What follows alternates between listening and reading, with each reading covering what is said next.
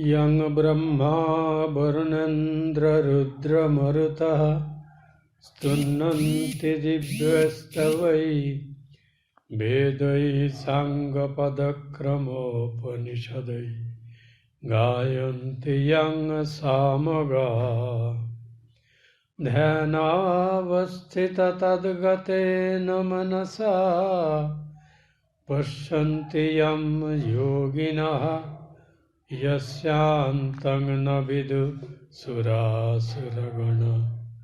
देवाय तस्मै नमो ब्रह्मण्यदेवाय गोब्राह्मणहिताय च जगद्धिताय कृष्णाय गोविन्दाय नमो नमः।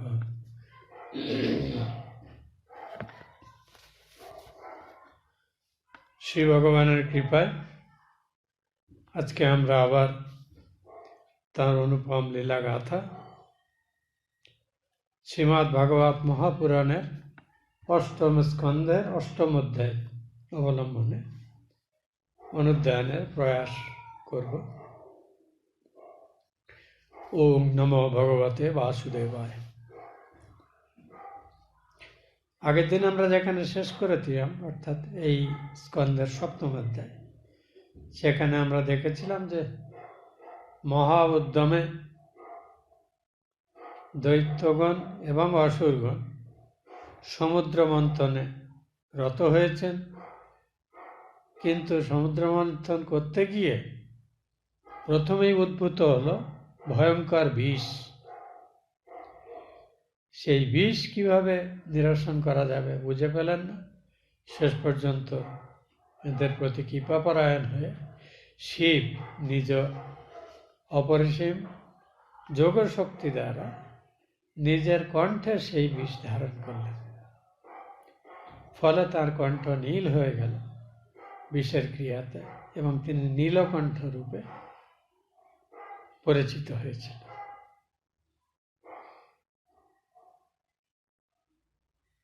এরপরে বিষ পান করার পরে দেবতাগণ এবং অসুরেরা উভয়েই নতুন উদ্যমে মহাবেগে সমুদ্র মন্থন আরম্ভ করলেন। তখন একে একে সমুদ্র মন্থনের ফলস্বরূপ যেসব বস্তুগুলি উদ্ভূত হল সেইগুলো নিয়েই এই অধ্যায়ের আলোচনা। প্রথমে উদ্ভূত হলেন সুরভি নামের একটি কামধেনু। কামধেনু মানে যে গাভীর কাছে যে কোনো প্রার্থী যা কিছু চায় সে তা পূরণ করে। এখন উঠল যখন, তখন এটি কার অংশে যাবে?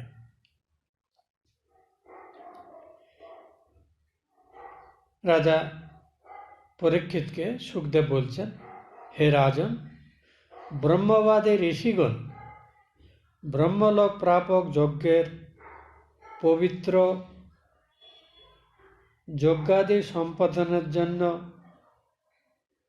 যে হবি, অর্থাৎ যা যা দ্রব্য লাগে উৎকৃষ্ট যজ্ঞ তৈরি করতে, সেগুলো যাতে পরিশ্রম সাধ্য আলাদা আলাদাভাবে দুর্লভ অনেক জিনিস লাগে, সেগুলো সবসময় সংগ্রহ করা সম্ভব হয় না সর্বত্র।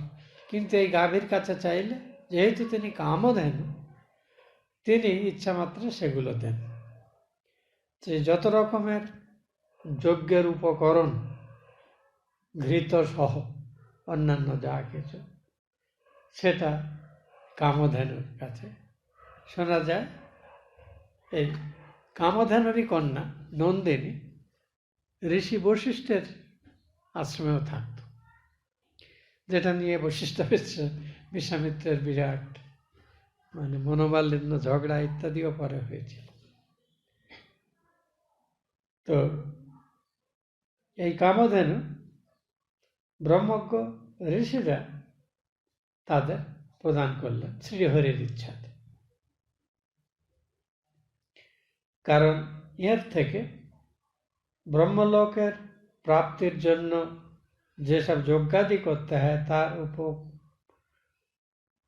প্রয়োজনীয় সমস্ত বস্তু তার থেকে সহজে যাতে তারা পেতে পারে। দ্বিতীয় যা উদ্ভব হলো সমুদ্র মন্থনের ফলে, সেটি হলো অত্যন্ত সুদৃশ্য, তেজ এবং শক্তি সামর্থ্যপূর্ণ অসাধারণ একটি অশ্ব ঘোড়া, যার নাম উচ্চৈঃশ্রবা। এই উচ্চৈঃশ্রবা ঘোড়াটি উঠল।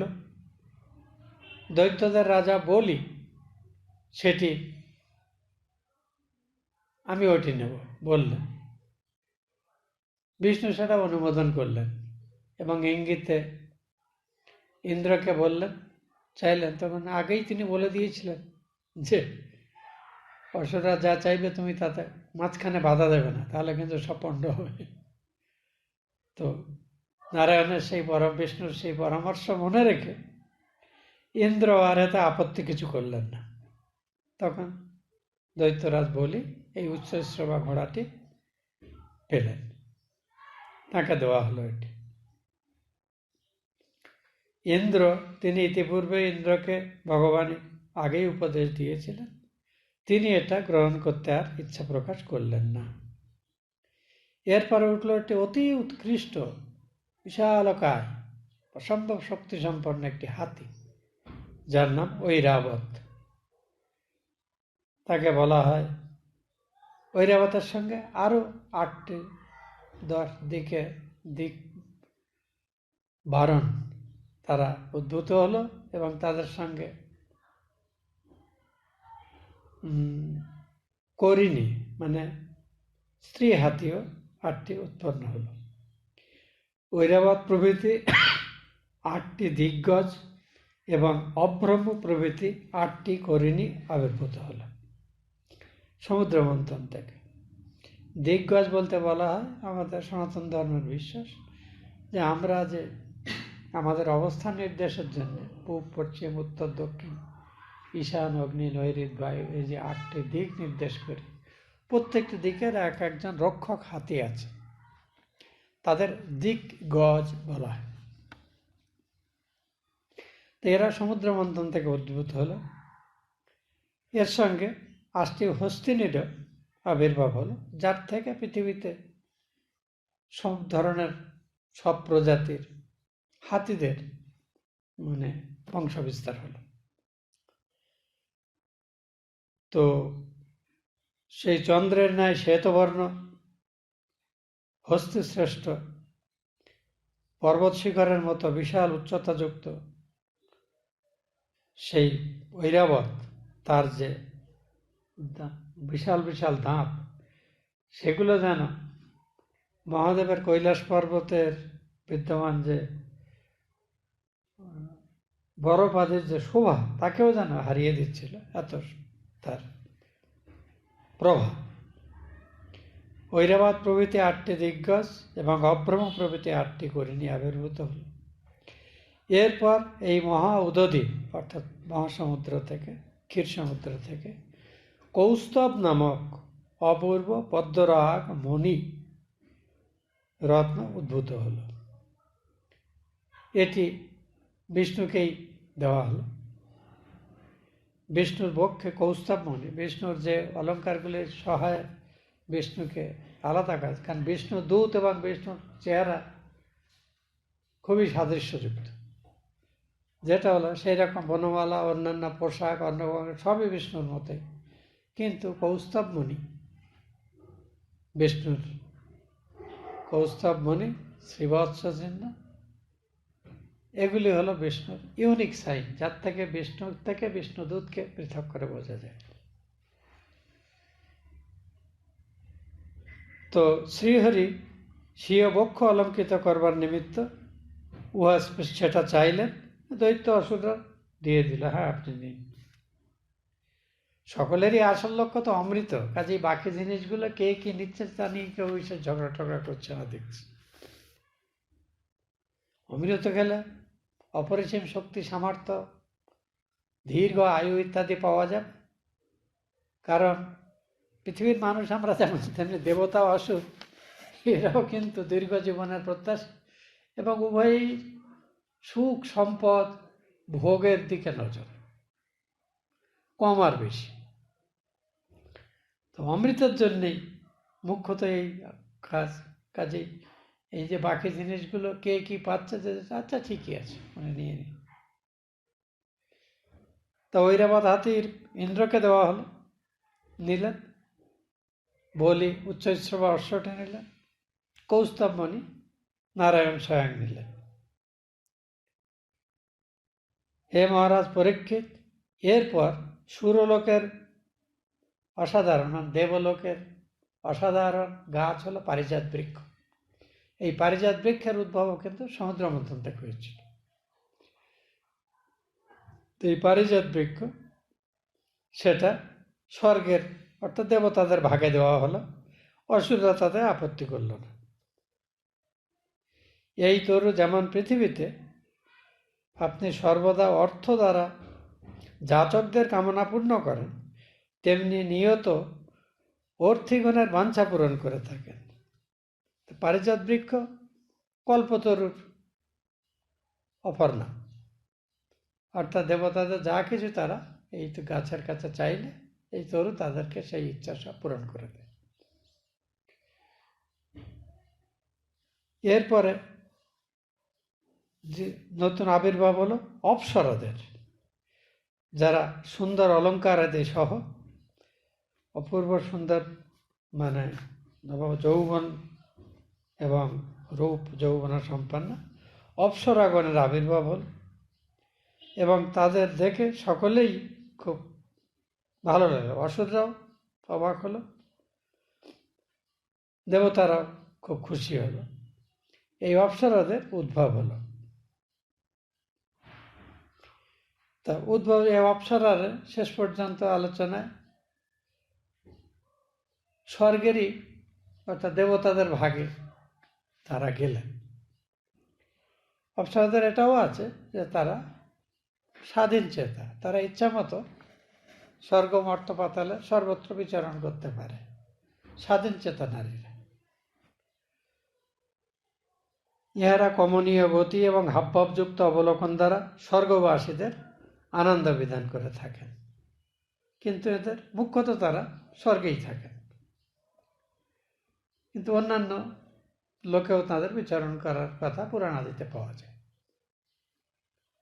বিশেষ প্রয়োজনে অবশ্য। এবার সপ্তম যে জিনিসটি উদ্ভব হলো, এটি একটু বিস্তারিত বর্ণনা এখানে আছে। লক্ষ্মী দেবীর আবির্ভাব হলো। লক্ষ্মী দেবীর আবির্ভাব এই সমুদ্র মন্থন থেকে। অনন্তর সম্পদ, সকল প্রকার সম্পদের সাক্ষাৎ মূর্তিরূপা ভগবৎপরা রমা রূপে আবির্ভূত হলেন। তার বর্ণনা আছে অত্যন্ত সুন্দর। তিনি সৌদামিনী বিদ্যুতের ন্যায়, সুদমা পর্বত স্ফটিকাদি মনির শৃঙ্গে দীপ্যমান বিদ্যুতের মতো অপূর্ব তাঁর দেহকান্তি। সেই কান্তির ছটায় যেন তিনি চারদিক উদ্ভাসিত করছিলেন। তাঁর রূপ, উদারতা, বয়ক্রম, বর্ণ এবং মহিমায় আকৃষ্ট হয়ে সুর অর্থাৎ দেবতারা, অসুর অর্থাৎ দৈত্য দানবেরা, মানুষেরা সকলেই সম্পদরূপা তাঁর প্রতি স্পৃহে, সকলেই চাইছে উনি আমাদের দিকে আসুন বা আমাদেরকে গ্রহণ করুন। ইন্দ্র তাঁকে একটি অদ্ভুত আসন প্রদান করলেন। শ্রেষ্ঠ নদীসমূহ মূর্তি ধারণ করে সোনার কলসে করে পবিত্র জল তারা আনল, এবং পৃথিবীতে নিজেও অতি উৎকৃষ্ট মৃত্তিকা, পৃথিবীর বিভিন্ন অংশে তারা সুন্দর সুন্দর ঔষধি, গোসমূহ থেকে পবিত্র পঞ্চগব্য, বিভিন্ন ঋতুতে উৎপন্ন উৎকৃষ্ট ফুল ইত্যাদি সব নিয়ে সেখানে এলেন। ঋষিগণ যথাবিধি তাকে অভিষেক করলেন। গন্ধর্বগণ মঙ্গল গান করলেন। নটিগণ অর্থাৎ গন্ধর্ব নারীরা নৃত্য করতে লাগলো। মেঘ সকল মন্দ মন্দ গর্জন করল। বাদকগণ তুমুল হর্ষধ্বনি, মৃদঙ্গ, পনক, মুরজ, আনক, গোমুখ, শঙ্খ, বেণু ইত্যাদি বীণা যন্ত্র তারা সঙ্গীত পরিবেশন করলেন। এরপর দিগ্গজগণ পূর্ণ কলস দ্বারা পদ্মহস্তা সতী লক্ষ্মী দেবীর অভিষেচন করলেন। তার অভিষেক হলো। দ্বিজগণ তৎকালে বৈদিক সূক্ত উচ্চারণ করলেন। সমুদ্র অত্যন্ত সুন্দর পীতবর্ণ বসন যুগল তাকে দিল। বরুণ একটা অপূর্ব মালা দিলেন, বৈজয়ন্তী মালা, যে মালাটা তাজা ফুলের এবং সেই ফুলের সুগন্ধে বহু ভ্রমর তার সেই মালার চারদিকে বিচরণ করছে।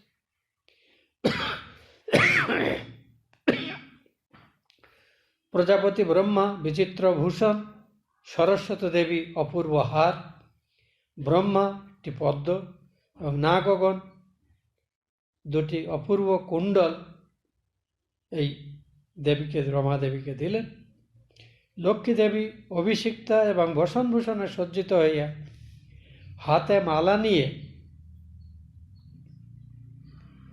তাহার যে মালার চারদিকে সব মৌমাছিরা খুব সুন্দর আওয়াজ করে ঘুরে বেড়াচ্ছিল, তাঁর এই অপূর্ব কান্তিযুক্ত চেহারা নিয়ে মৃদু হাস্য করতে করতে চারদিক নিরীক্ষণ করলেন এবং সেই মালা দ্বারা তিনি কাকে বরণ করবেন তার জন্য মালা হাতে তিনি চলতে আরম্ভ করলেন। দেবতা অসুরদের সবাইকে দেখছে। এখানে আরও একটু বর্ণনা আছে যেটা নারীদের কমনীয়তা জ্ঞাপক, আমি সেটা যাচ্ছি না। তখন তিনি এত সুন্দর পদক্ষেপে ধীরে ধীরে সবার মধ্যে যাচ্ছিলেন যে তাতে সকলেই যেন মোহিত হয়ে যাচ্ছিল। এরপরে তিনি, এখানে একটি অপূর্ব এই বর্ণনাটা পড়ে আমার মনে হচ্ছিল, অত্যন্ত উৎকৃষ্ট চরিত্রযুক্তা নারী কি ধরনের স্বামী পছন্দ করে তার কিছু ইঙ্গিত যেন এখানে বর্ণনার মধ্যে পাওয়া যায়। মায়েরাই জানেন তারা কেমন স্বামী পছন্দ করেন, সেটা আমাদের জানার কথা নয়। কিন্তু এখানে যে বর্ণনা আমরা পাচ্ছি তাতে মনে হয় যে স্ত্রী চরিত্রের মানসিক পছন্দ অপছন্দ কিভাবে নির্ধারিত হয়, অন্তত স্বামী নির্বাচন। আমি পড়ছি, আপনাদের শুনলে ভালোই লাগবে। লক্ষ্মী দেবী সেই অপূর্ব মালা হরতে অত্যন্ত ধীর পদক্ষেপে সিদ্ধগণ, গন্ধর্বগণ, অসুর, যক্ষ, চারণ, দেবগণ, মূলত সমুদ্র মন্থনে দেবতারা এবং অসুররা ছিলেন, কিন্তু সেখানে দর্শক হিসেবে ভিজিটার্স গ্যালারির মতো আরও তো অন্যরা উপস্থিত ছিলেন। তো গন্ধর্ব, সিদ্ধ, অসুর, যক্ষ, চারণ, দেবগণের মধ্যে অন্বেষণ করেও কোনো নির্দোষ আশ্রয় প্রাপ্ত হলেন যে কাকে তিনি স্বামী হিসেবে গ্রহণ করবেন, পতিত্বে বরণ করবেন, তিনি স্থির করতে পারছেন না। কারণ দেখলেন এদের সবারই কিছু চারিত্রিক অসম্পূর্ণতা রয়েছে।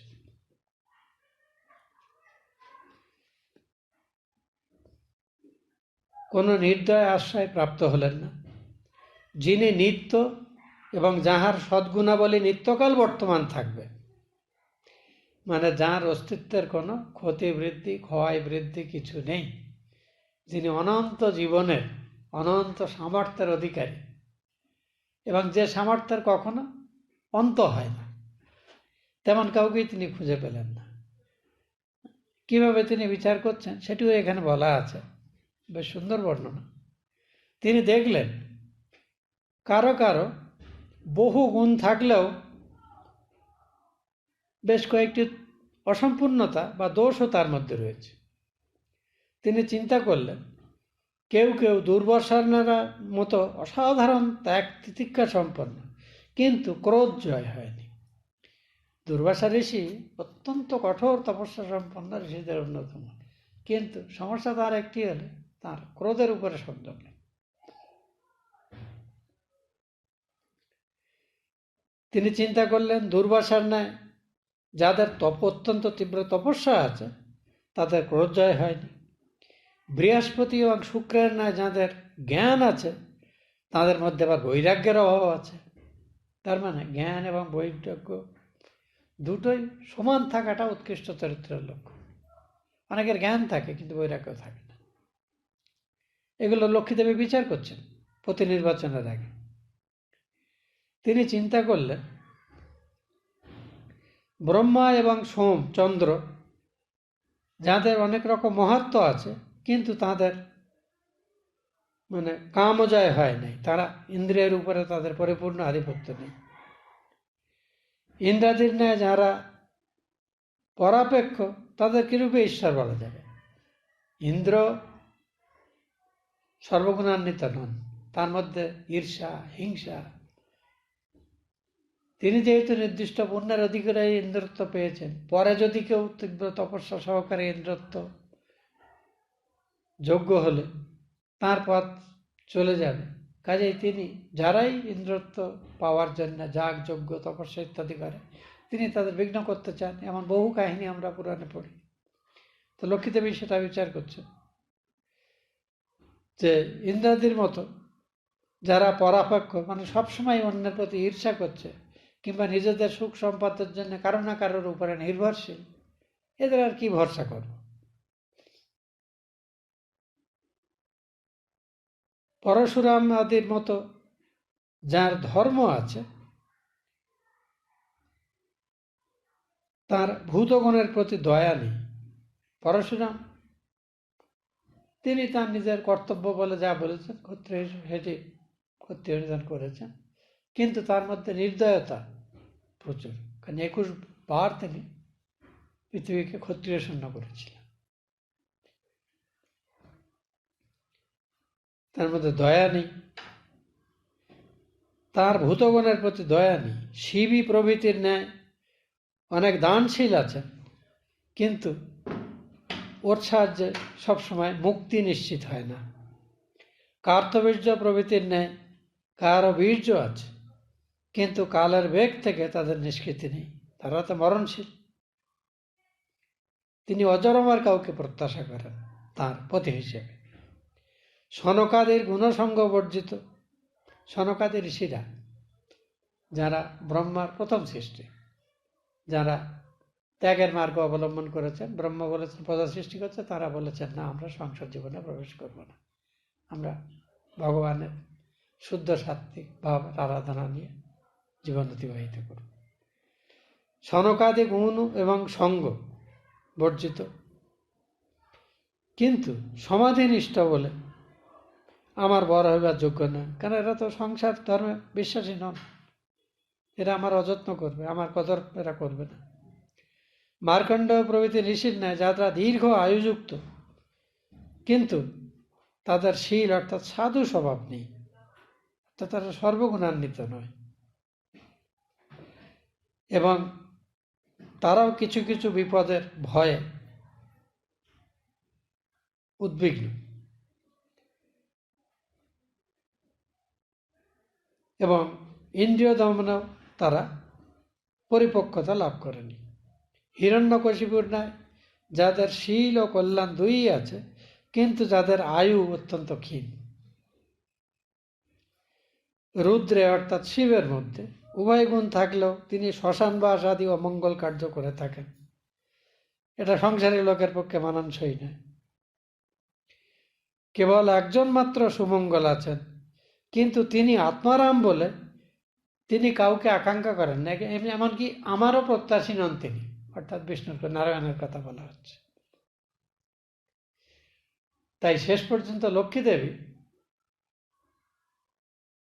নারায়ণকেই স্বামী হিসেবে বরণ করা স্থির করলেন। কেন করলেন তারও একটু যুক্তি দেওয়া হয়েছে এখানে। রমাদেবী এইরূপ বিবেচনা করে মুকুন্দ নিরপেক্ষ হলেও তাকেই নিজের একমাত্র আশ্রয় বা পতিরূপে বরণ করলেন, কারণ তিনি সমস্ত সদ্গুণের আধার বলে তিনি অবশ্যই সকলের বড় যে কারোরই বরণীয় হতে পারেন। যেহেতু তিনি প্রকৃতিগুণের অতীত, কাজেই প্রকৃতির বশীভূত তিনি নন। সুতরাং তিনি কারোর প্রত্যাশা রাখেন না। লক্ষ্মীদেবী মনে মনে বিচার করলেন, যদিও মুকুন্দ আত্মারাম এবং অনন্য নিরপেক্ষ, তিনি কারোর উপরে কোনো ব্যাপারে নির্ভর করেন না, তিনি স্বাধীন এবং সব বিষয়ে সক্ষম। তথাপি অনিমা লঘিমা প্রভৃতি অষ্টসিদ্ধি যোগ আদি ইত্যাদি যারা আছেন, তারা তাঁকে আশ্রয় করে থাকে, কিন্তু তিনি তাদের ত্যাগও করেন না। প্রয়োজনে তাদের তিনি অপরের কল্যাণে ব্যবহার করেন এইমাত্র। তাহলে আমি যদি তাঁর আশ্রয় নিই, তিনি আমাকেও পরিত্যাগ করবেন না।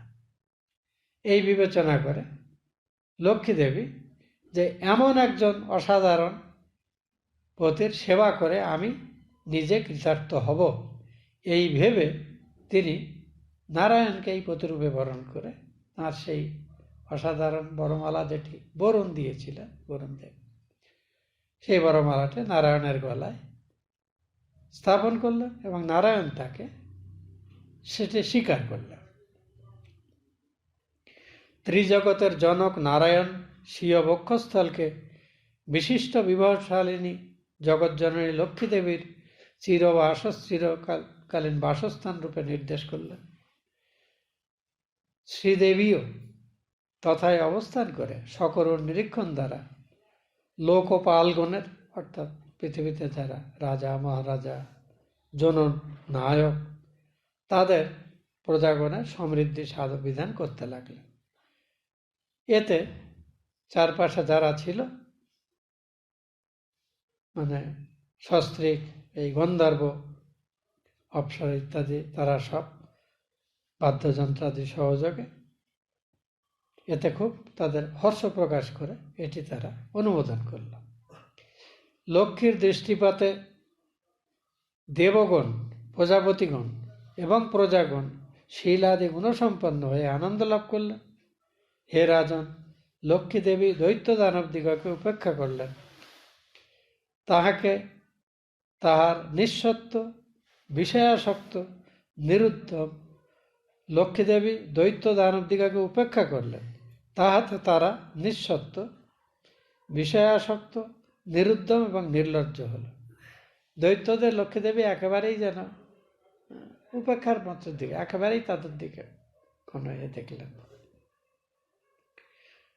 তো এর ফলে এদের মধ্যে ঈর্ষা এবং হিংসা থেকে, এবং আমরা এমন একটি রত্ন থেকে বঞ্চিত হলাম, এই যে ক্ষোভ ইত্যাদি হলো, এবং তারা যেন ক্রুদ্ধ হলো এবং যে কোনো মূল্যে আমরা নিজেদের উদ্দেশ্য সাধন করব, এরকম। এই জন্যে নির্লজ্জ শব্দটি তাদের সম্পর্কে ব্যবহার করা হয়েছে। এরপর যিনি সমুদ্র থেকে উদ্ভব হলেন, তিনি হলেন সুরার, অর্থাৎ মদ্যের অধিষ্ঠাত্রী দেবী কমললোচনা, অলৌকিক রূপ যৌবন সম্পন্ন বারুণী দেবী আবির্ভূত হলেন। হরির অনুমতিক্রমে অসুররা তাকে পাওয়ার আশা করল। তখন শ্রীহরি বললেন যে হ্যাঁ, ঠিকই আছে। বারুণীকে অসুররা নিলেন। অসুররা মদাদি খেতে খুব ভালোবাসে। হে মহারাজ, এরপরে যে অমৃতের জন্য দেবতা এবং অসুররা এই বহু ক্লেশ স্বীকার করে সমুদ্র মন্থনে নিযুক্ত হয়েছিল, সেই এক অমৃতের কলস নিয়ে এক অসাধারণ পুরুষ আবির্ভূত হলেন। পরমাদ্ভুত পুরুষ বলা হয়েছে এখানে। তার বর্ণনা আছে, যে ধন্বন্তরীর কথা বলা হচ্ছে। তার ভুজদণ্ডদয় দীর্ঘ, পীবর, গ্রীবার শঙ্খনাভির ন্যায় ত্রিরেখা এবং সুবৃত্তা, লোচনদায় অরুণবর্ণ। তিনি শ্যামল এবং তরুণ বয়স্ক। তাঁর কণ্ঠে মালা বিলম্বিত এবং অঙ্গ সর্ব আবরণে নানা প্রকার সুন্দর অলঙ্কারে সজ্জিত। তাঁর বসন পীতবর্ণ, বক্ষস্থল বিশাল, শ্রবণ যুগল মানে কান সুদীপ্ত মণিময় কুণ্ডলে শোভিত, কেশাগ্রভাগ স্নিগ্ধ এবং কুঞ্চিত, মানে অত্যন্ত সুলক্ষণা, অসাধারণ শক্তি সামর্থ্য সম্পন্ন পুরুষের, বীর পুরুষের যেমন অঙ্গলক্ষণ হয় সেরকম সব কিছু। তার হাতে বলয় ছোঁয়া পাচ্ছিল। তিনি অমৃতপূর্ণ কলস হাতে করে আবির্ভূত হলেন। ইনি সাক্ষাৎ ভগবান বিষ্ণুর কলা সম্ভূত আয়ুর্বেদ পারদর্শী যোগ্য ভোক্তা। ইনি ধন্বন্তরী নামে বিখ্যাত হয়েছে। তাহলে শেষ যার আবির্ভাব হলো এই অমৃতোদ্ভবের 9 নম্বর বলা যায় আইটেম। তো তিনি হলেন ধন্বন্তরী, যিনি আয়ুর্বেদ শাস্ত্রে অর্থাৎ সমস্ত রোগ নিবারণকারী বিদ্যার অধিষ্ঠাত্রী দেবতা বলে আমাদের স্বীকৃত সনাতন ধর্মের গ্রন্থাদিতে। অসুর সকল তাকে এবং অমৃতপূর্ণ কলস দর্শন করে চিন্তা করলেন এই সুধা পান করলে আর কোনো বস্তু অপ্রাপ্য থাকবে না, মানে অসাধারণ শক্তি সামর্থ্য হবে, দীর্ঘ জীবন হবে, বাকিটা তো আমরা আমাদের নিজের শক্তিতে আয়ত্ত করে নেব। তখন তারা আর কারোর মতামতের অপেক্ষা নিয়ে ধন্বন্তরীর হাত থেকেই ওটা নিয়ে নিল অসুররা। বলপূর্বক অমৃত কলস তারা হরণ করে নিল। এরপরে একটু নতুন পরিস্থিতি তৈরি হচ্ছে। সুধার আধার সেই কলস অসুরগণ কর্তৃক অপহৃত হলো দেখে দেবগণ বিষণ্ণ মনে হরির শরণাপন্ন হলেন। এখন দেবতারা ভগবানের সহযোগিতা, অনুকম্পা, কৃপার অপেক্ষা সবসময় রেখেছে তাদের যে কোনো বিপদে, যেটা অসুররা করে না। এইটাই কিন্তু এখন ধার্মিক, ঠিক ধার্মিক ব্যক্তি এবং অধার্মিক ব্যক্তির মধ্যে পার্থক্য। দেখুন, অভাব অভিযোগ প্রয়োজন আমাদের সবারই আছে, কিন্তু কেউ কেউ শক্তি সামর্থ্য ন্যায় অন্যায় এটা ওটা হাজার উপায়ে আমরা আমাদের সেই প্রয়োজনটা সিদ্ধ করার চেষ্টা করি। এ একটা মানুষ আছে। আর কিছু মানুষ আছে ওই জিনিসগুলোরই প্রাপ্তির জন্যে, ওই বিপদ থেকে উদ্ধার পাওয়ার জন্যে ভগবানের মধ্যস্থতা প্রার্থনা করে। এটাই হলো দৈবী সম্পদ সম্পন্ন মানুষ আর অসুর সম্পদ সম্পন্ন মানুষের ফারাক, যেটা ভগবদ্গীতাতে, ভগবদ্গীতা তো সর্বশাস্ত্র সুন্দর আছে, 16 অধ্যায়ে দৈবাসুর সম্পদ বিভাগযোগ বলে একটা অধ্যায় আছে, যেখানে মানুষের চরিত্রে একই সাথে যেমন যেন একদল অসুর এবং একদল দেবতা বাস করছে। এখন কারা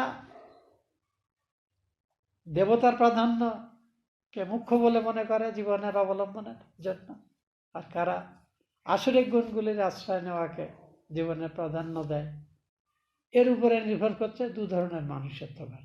এই যে দৈবাসুর সংগ্রামের এই যত রকম কাহিনী আমরা পড়ছি, এসবকে এক হিসেবে এক ধরনের শাস্ত্র ব্যাখ্যাতারা বলেন এসবই রূপক। মানে সাধারণ মানুষের জীবনেরই যে অজস্র সংঘাত, প্রতি মুহূর্তে উৎপন্ন, করব কি করব না, সৎ পথে যাব না অসৎ পথে যাব, এই যে বিবাদ আমাদের মধ্যে অনন্তর যে দ্বন্দ্ব চলছে, ন্যায় এবং অন্যায়ের, ধর্ম এবং অধর্মের, সুনীতি এবং দুর্নীতির, ত্যাগ এবং ভোগের, এই সব দ্বন্দ্বের মধ্যে দেখা যাচ্ছে দেবতারা জয়ী হচ্ছে সবসময়। কেন? এবং নারায়ণ তাদের পক্ষ নিচ্ছে, এটা ভাই অদ্ভুত। তো এখানে প্রথমত দেবতারাই গেছিল, তাদের যখন ওই অভিশপ্ত তাদের হয়ে তাদের শক্তি সামর্থ্য ক্ষীণ হয়ে যাচ্ছিল, অসুররা প্রাধান্য করছিল বিষ্ণুর কাছে। বিষ্ণু বলেছিলেন তোমরা সমুদ্র মন্থন করো এবং অসুরদের নিয়ে করতে হবে, তোমরা একাটা পারবে না, তারপরে দেখা যাবে কি হয়, তোমরা চিন্তা করো না, আমি তোমাদের সমস্যা হলে সেখানে I shall intervene। তো সেইভাবেই সমুদ্র মন্থন। কিন্তু অসুররা যা চাইবে, ওদের সহযোগিতা না হলে পারবে না, যেহেতু তখন তো হ্যাঁই করে দেবে, তো না করবে না কথা। তো এখানেও যে মুহূর্তে অসুররা অমৃত যার জন্যে এত ক্লেশ শিকার সবাই করেছে, সেটা যখন উদ্ভব হলো তখন অসুররা বলল এখানে ওই মিষ্টি কথা বলে কিছু কাজ হবে না, তারা একেবারে গায়ের জোরেই কেড়ে নিল। স্বাভাবিকভাবে নারায়ণের যেহেতু পরামর্শ আছে এবং তারা নারায়ণের মধ্যস্থতায় সব সমস্যার সমাধান করতে অভ্যস্ত দেবতারা, তারা মনে কষ্ট করে, তাহলে কি অমৃতটা এত কষ্ট করে উঠল সেটা কি হাতছাড়া হয়ে গেল? এটাই এখন ব্যাখ্যা করা হচ্ছে। দেবগণ বিষণ্ণ মনে শ্রীহরির শরণাপন্ন হলেন। ভৃত্যগণের বাঞ্ছাপূরক ভগবান দেবগণের তাদৃশ দৈন্য অবস্থা দেখে বললেন, তোমরা দুঃখ করো না, আমি দৈত্যদের মধ্যে পরস্পর কলহ উৎপাদন করে আমার মায়া শক্তিকে বিস্তার করে তোমাদের প্রয়োজন আমি সাধন করব। ভগবান এই আশ্বাস দিলেন।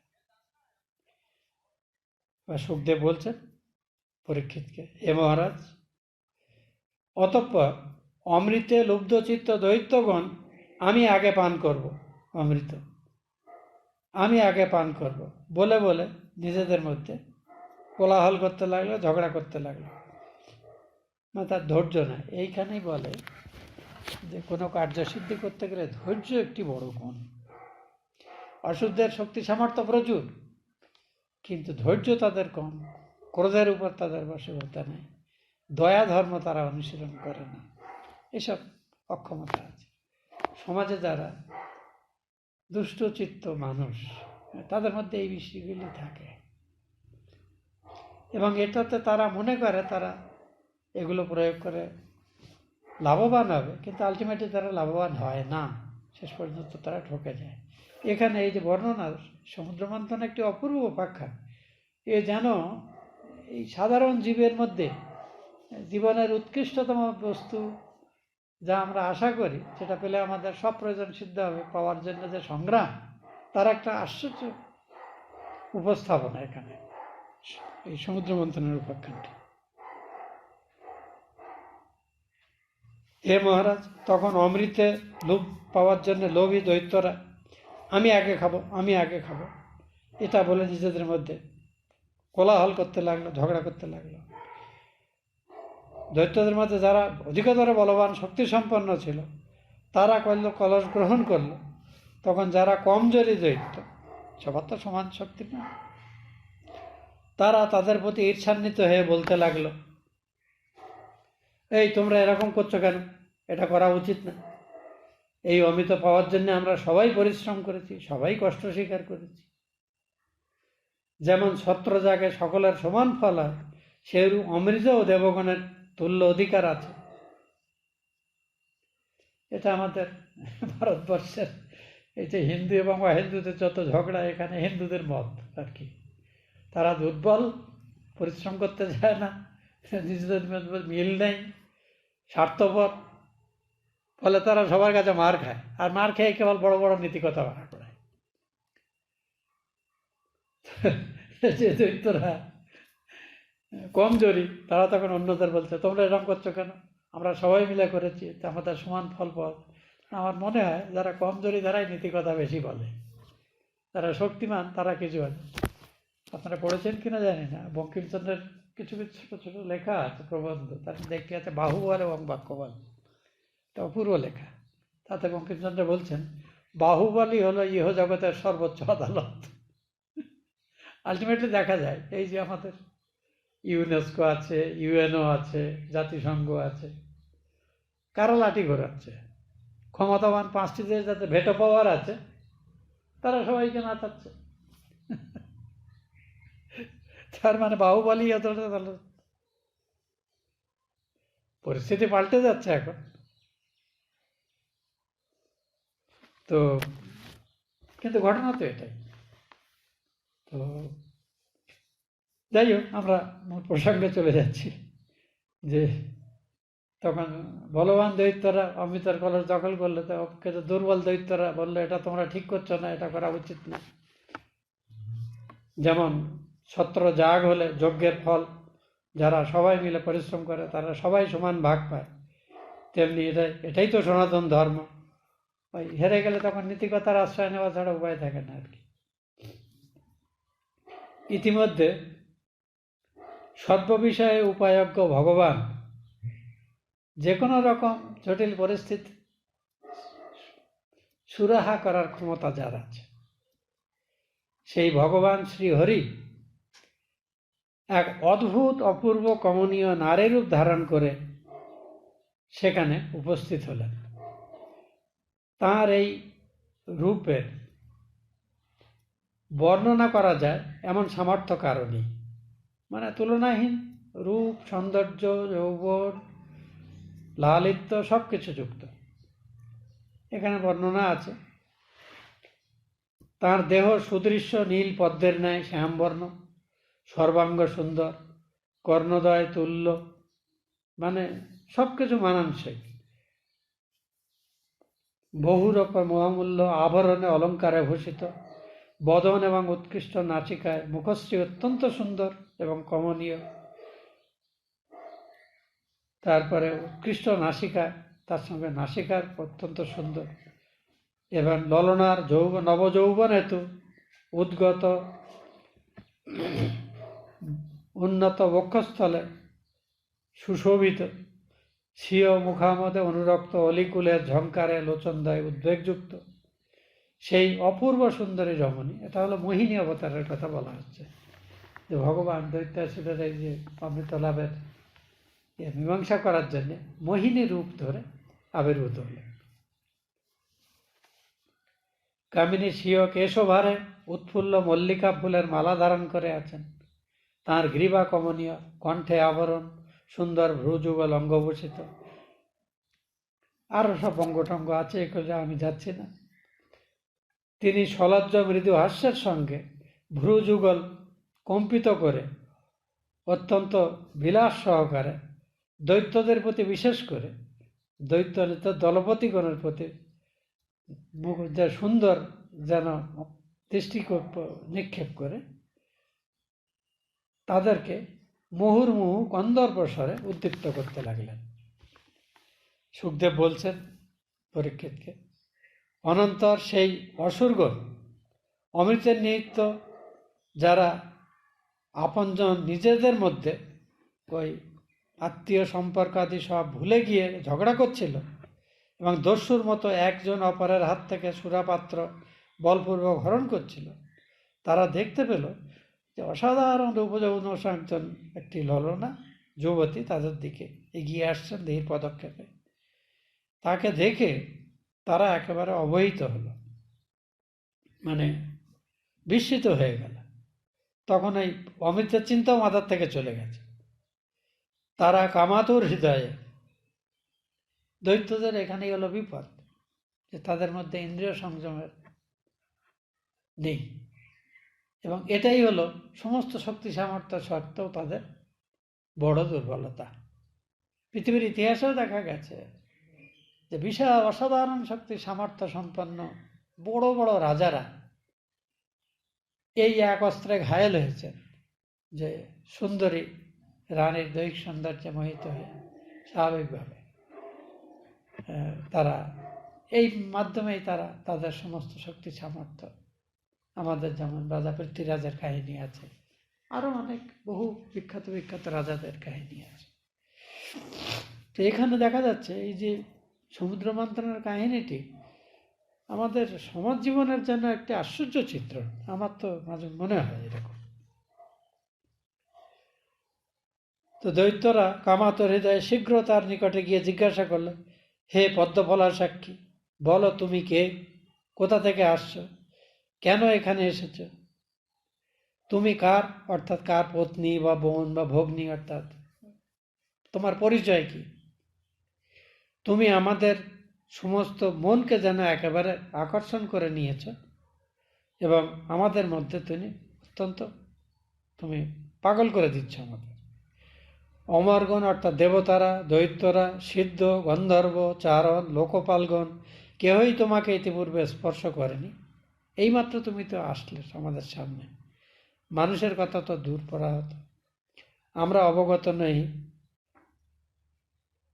হে শুভ্রু, বিধাতা দয়া করে শরীরগণের ইন্দ্রিয় এবং মনের প্রতিবিধান করবার জন্যই তোমাকে প্রেরণ করেছেন, নাকি তুমি নিজে এসেছ? আমাদিকে নিশ্চিত বোধ হয় বিধাতাই তোমাকে প্রেরণ করেছেন।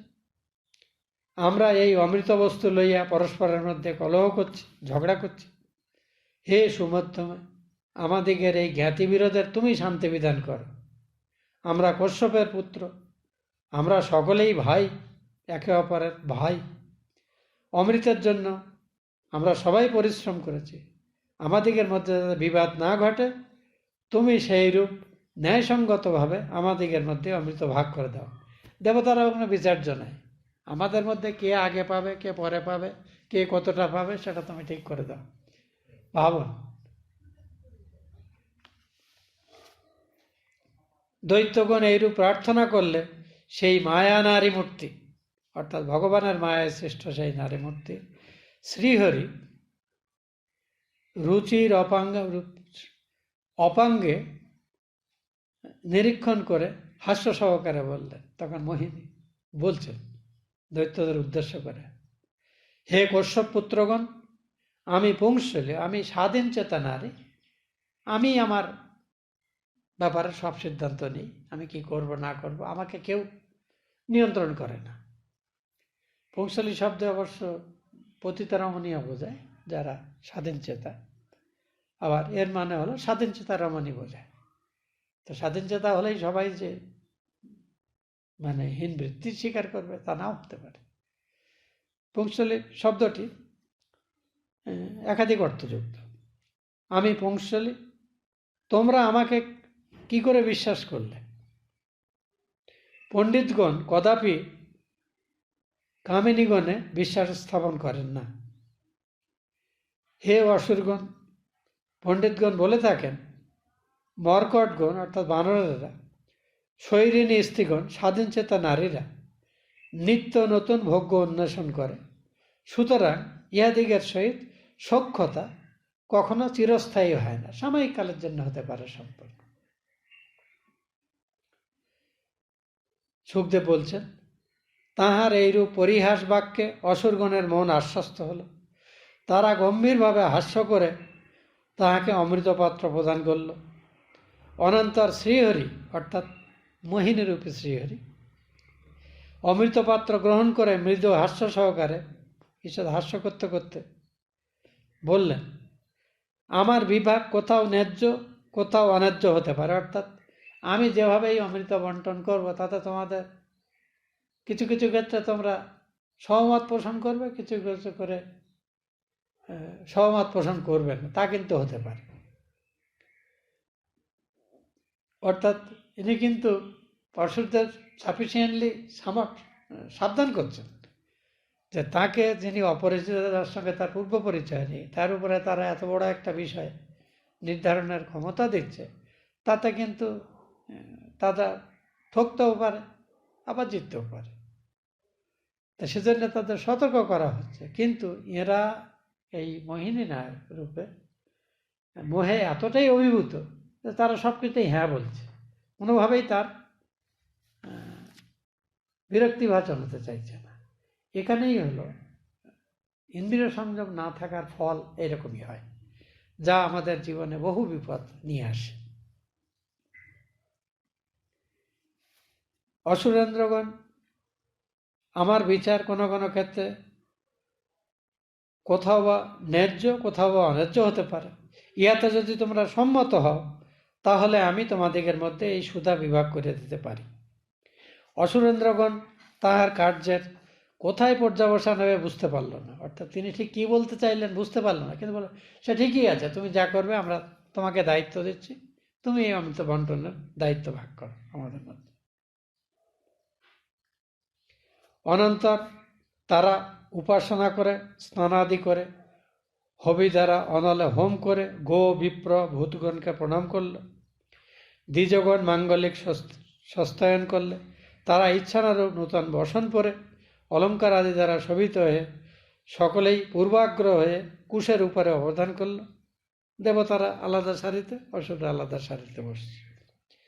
অনন্তর ধূপ দ্বারা আমোদিত এবং মাল্য এবং দীপ দ্বারা পরিশোভিত গৃহে সুরগণ এবং অসুরগণ প্রাঙ্গমুখ হইয়া উপবেশন করলে তিনি কলস হস্তে সেই গৃহে প্রবেশ করলেন। মোহিনী, হে নরেন্দ্র, অর্থাৎ রাজা পরীক্ষিতকে উদ্দেশ্য করে বলছেন সুখদেব, হে রাজা, তার অপূর্ব দেহকান্তি, মানে নূপুরের যা তিনি পরিধানে অঙ্গবস্ত্র ছিলেন, তার ধ্বনি, তার অসাধারণ শারীরিক সৌন্দর্য ইত্যাদিতে দেখে সবাই মোহিত।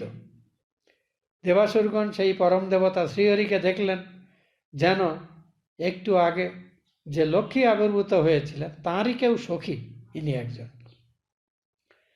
তারপরে এখানে তাঁর দীর্ঘ বর্ণনা ইত্যাদি আছে, যেটা আমার মনে হচ্ছে না ওটা পড়ারও তো দরকার আছে, কারণ এখানে ওই যেসব বর্ণনাগুলো সাধারণত পড়তে গেলে মানুষ একটু মানে মজা উপভোগ করে, সেই রকম।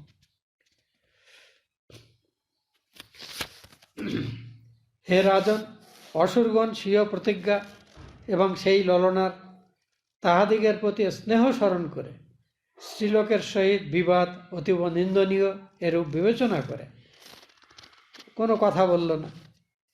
অসুরগণ সেই নারীর প্রতি অতীব প্রণয় স্থাপন করেছিল, খুব ভালোবেসে ফেলেছিল তাকে, পাছে প্রণয়ভঙ্গ হয় এই জন্য তারা ভয় পেয়ে চুপ, মানে কোনো কথা বলল না। ভগবানও তাহাদিগকে বলেছিলেন, দেবগণ অতি অধীর, ইহারা পূর্বে কিঞ্চিত পান করুক, তোমরা ধীর ক্ষণকাল প্রতীক্ষা করো। এইরূপে তারা বহু সম্মান বাক্যে আবদ্ধ হয়ে কোনো অপ্রিয় বাক্য বলল না। এই মোহিনী মূর্তিধারী শ্রীহরি বললেন, দেবতাদের আমি একটু একটু করে অমৃত দিয়ে দিই, তারপর তোমাদেরকে দেব। এরা বলল, ঠিকই আছে, তাই হোক, তোমরা একটু অপেক্ষা করো। ইতিমধ্যে রাহু দেবতার বেশে স্বীয় অসুর রূপ আবরণ ঢেকে দেবতাদের পঙ্ক্তিতে বসে পড়েছে। রাহু নামক একজন অসুর।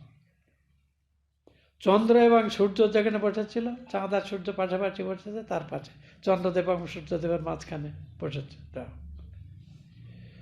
এরা সেটা ধরে ফেলেছে, ধরে শ্রীহরিকে বলেছে, এই দেখুন, এই দূরে এরা দুজন অসুর আমাদের মধ্যে লুকিয়ে এখানে বসে আছে। রাহু তখন বলা মাত্র শ্রীহরি, তিনি তো শ্রীর সামনে বর্তমান আছেন, আবার মোহিনী রূপে এইসব এত কাণ্ড কারখানা করছে। শ্রীহরি তখন সুরাপানকালে তাহার মস্তক ক্ষুরোধার চক্রের দ্বারা শিরহীন করে দিলেন। দেহ মানে সবে সে মুখে নিয়েছিল সেই সময় ধরা পড়েছে, শ্রীহরি গলাটা কেটে দিয়েছেন, তার কবন্ধটা মধ্যে আর সুরা প্রবেশ করেনি, অমৃত শুধু গলার মধ্যে।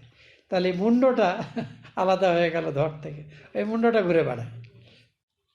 রাহুর ওই জন্য শুধু মূর্তি আর মুখ আছে, ধড় নেই। শ্রীহরি সুরাপানকালে তার মস্তক ক্ষুরোধার চক্রের দ্বারা ছেদন করলেন। শিরহীন দেহ সুরাস্পৃষ্ট হয়নি, এই নিমিত্ত উহা পড়ে রইল। মস্তক অমরত্ব প্রাপ্ত হয়েছিল, যেহেতু অমৃত খেয়ে। এই হেতু ভগবান তাহাকে গ্রহোধ করে দিলেন। সেই বৈরতাবেশু, এই যে চন্দ্র এবং সূর্য ধরিয়ে দিয়েছিল, সেই রাগটা তার যায়নি। তার জন্য প্রতি পর্বকালে সে চন্দ্র এবং সূর্যকে আক্রমণ করে। এই সূর্যগ্রহণ চন্দ্রগ্রহণ হয়, তার জন্যে রাহুর এই মুন্ডটা সে মাঝে মাঝে তার আক্রমণ করে। এই রূপে দেবগণ অমৃত প্রায় নিঃশেষ রূপে পান করে ফেললেন, প্রায় সবটাই দেবতাদের দিয়েছেন, পান করে ফেললেন। লোকভাবন ভগবান শ্রীহরি অসুরেন্দ্রগড়ের সামনেই স্বীয় রূপ ধারণ করলেন। তারপরে দেবতারা দেখল ওখানে ওই নারী বলে কেউ নেই, সাক্ষাৎ নারায়ণ দাঁড়িয়ে আছে।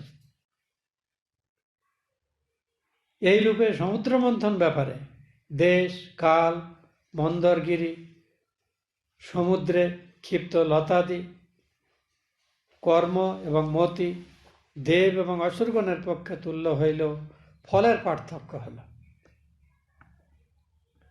অতএব যাহার পাদপদ্ম আশ্রয় করে দেবতারা অনায়াসে অমৃতরূপ ফল প্রাপ্ত হলেন, এবং যা থেকে বিমুখ হয়ে দৈত্যগণ অমৃত থেকে বঞ্চিত হল, সেই শ্রীহরি আমাদের সকলের একমাত্র সেবা পাওয়ার যোগ্য, অর্থাৎ শ্রীহরির সেবাই আমাদের সর্বোচ্চ কর্তব্য।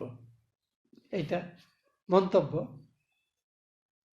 প্রধান মুখ্য জিজ্ঞাসু পরীক্ষিতকে শ্রী পরমাংশ সুখদেব বললেন। আমার খুব ভালো লেগেছে কথাটি, আর একবার পড়ি।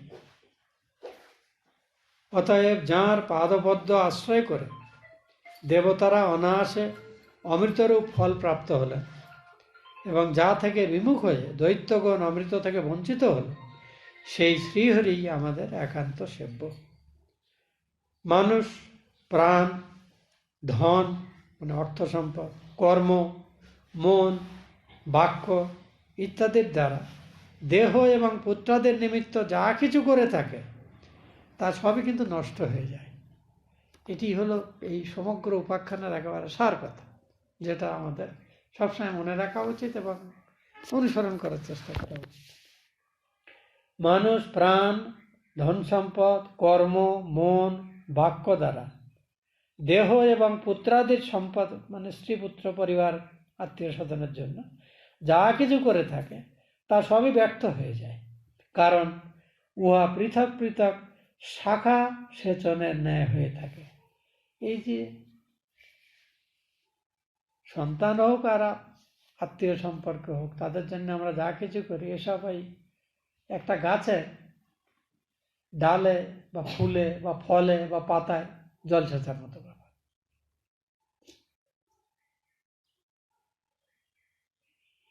কিন্তু ওই সকল প্রাণাদি দ্বারা মানুষ যদি ঈশ্বরের উদ্দেশ্যে কিছু করে, তার সেবার জন্য, তার প্রীতির জন্য, তার উপদিষ্ট কাজ করে, তা হয়, তার ফল হয় কিরকম? গাছের মূলে জল দিলে যেমন আপনিই সে জল অন্য সব কিছুর কাছে পৌঁছায়, সেরকম হয়।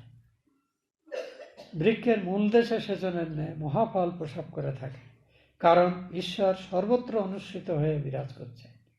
এই কথাটাই কিন্তু আমরা যে আমাদের, আপনারা দেখেন একাধিকবার যে আমাদের বিশেষ পূজা যখন হয়, হোম হয়, হোমের শেষে একটা মন্ত্র উচ্চারণ আমরা করি, একবারে শেষে প্রিয়তাং পুণ্ডরিকাক্ষং সর্বযজ্ঞেশ্বর হরি তস্মিন তুষ্টে জগৎতুষ্টং প্রণীতে প্রণীতাং জগৎ। আমি এই যা কিছু সম্পূর্ণরূপে শুদ্ধভাবে কিংবা কিঞ্চিত ত্রুটিযুক্ত হয়ে যা কিছু এই উপাসনা কার্যে করলাম, এতে যা কিছু অসম্পূর্ণ আছে ভগবানের কাছে প্রার্থনা করছি, তার নাম উচ্চারণ করছি আমি, তার এই নাম উচ্চারণের মাধ্যমে আমার সেই সব অসম্পূর্ণতা সম্পূর্ণতা প্রাপ্ত হোক। এইটা হলো যেটাতে বলা হয় বিধিহীনম ক্রিয়াহীনম মন্ত্রহীনম যদর্চিতম ময়া নিবেদিতং ভক্তা পরিপূর্ণম তদস্তমে।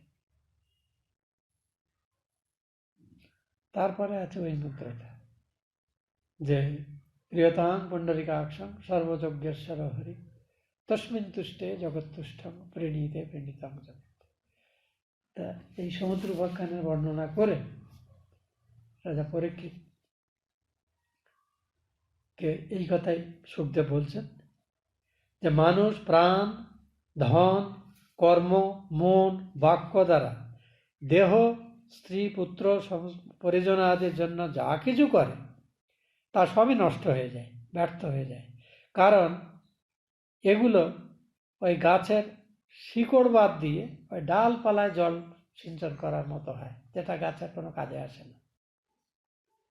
কিন্তু ওই সকল যে বিদ্যা, বুদ্ধি, শারীরিক, মানসিক সামর্থ্য, প্রাণ, ধন, সামর্থ্য, মন, বাক্য ইত্যাদির দ্বারা যদি ভগবানের প্রীতির জন্য আমরা করি, কিংবা আমাদের যা কিছু করণীয় কাজ সব কিছু ভগবানের পায়ে সমর্পণ করি, তাহলে তার ফল কিন্তু আপনিই আমাদের স্ত্রী, পুত্র, পরিবার, পরিজন, আত্মীয় স্বজন সবার মধ্যে যায়, কারণ এদের সবার মধ্যেই শ্রী ভগবান বর্তমান। কাজেই ওই জনে জনে সবাইকে সন্তুষ্ট করার থেকে তাকে সন্তুষ্ট করলে সবাই সন্তুষ্ট হয়, তাই করা উচিত। কিন্তু যেহেতু ভগবান আমাদের ইন্দ্রিয় প্রত্যক্ষ নন, সামনে বসে নেই, স্ত্রী পুত্র পরিবার পরিজন আত্মীয় স্বজন আমাদের চারপাশে আছে, তাদের আমরা দেখতে পারি, তাদের মধ্যে ভাব বিনিময় করতে পারি, কথাবার্তা বলতে পারি, বলে তাদেরকে আপন বলে মনে হয়। ভগবান যেহেতু আমাদের সামনে নেই, দৃশ্যমান নেই, আমরা ওই বিপদে পড়লেই তাকে স্মরণ করি, অন্য সময় তাকে ভুলে যাই। কিন্তু সাধু সজ্জন ঋষি মুনি এদের কথা স্থাপন করে, যেমন এখানে আমরা